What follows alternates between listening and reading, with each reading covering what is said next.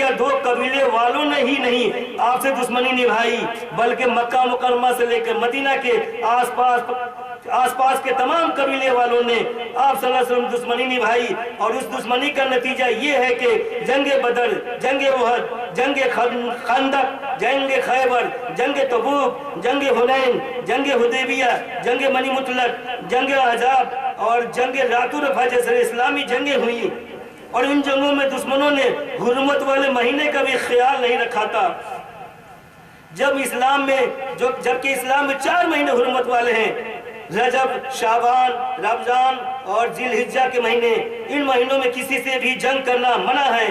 مگر 17 رمضان المبارک 2 ہجری میں بدر کے مقام پر دشمنوں نے مسلمانوں پر حملہ کیا تھا، اس لیے اس جنگ کو جنگ حدیبیہ کا جنگ بدر کہا جاتا ہے۔ اسی طرح حضرت عبداللہ بن حجس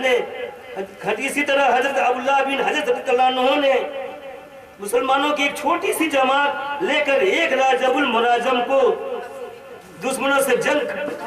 جنگ کی تھی، یعنی اسلام کے دشمن مسلمانوں کی تعداد کم دیکھ کر انہیں جلد سے جلد اس صفحے ہستی سے مٹا دینا چاہتے تھے، اس لیے وہ قحط سالی، بھوکمری یا حرمت والے مہینوں کا خیال نہیں رکھتے تھے، اور دھوکہ دینا تو جیسے ان کی فطرت میں شامل تھی۔ یہی وجہ ہے کہ یہود و نصارہ، مجوسی، پارسی، فرشتوں کو پوجنے والے، بنی ملیح، آگ پرست، ستارہ پرست اور سورج و چاند کو پوجنے والے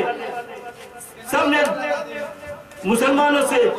دشمنی کی اور دھوکہ دیا اور عہد کر کے اسے توڑا۔ صرف 2 قبیلے والوں نے ہمیشہ اپنا عہد نبھایا، وہ تھے بنی کنانہ اور زمرہ، باقی نے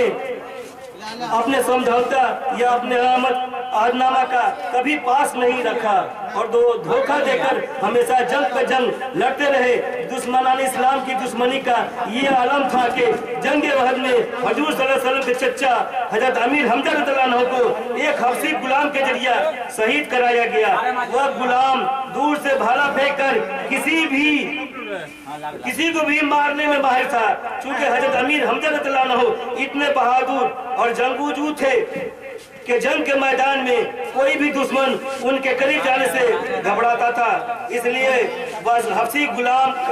کافی دور سے ایسا بھالا پھینکا کہ حضرت امیر حمزہ رضی اللہ عنہ کے پیٹ میں کافی اندر تک گھس گیا، اور وہ اس نوکیلے بھالا کو ابھی نکالنے کی کوشش کر ہی رہے تھے کہ دشمنوں نے اسے موقع غنیمت سمجھا اور انہیں وہیں شہید کر دیا، اور صرف شہید ہی نہیں کیا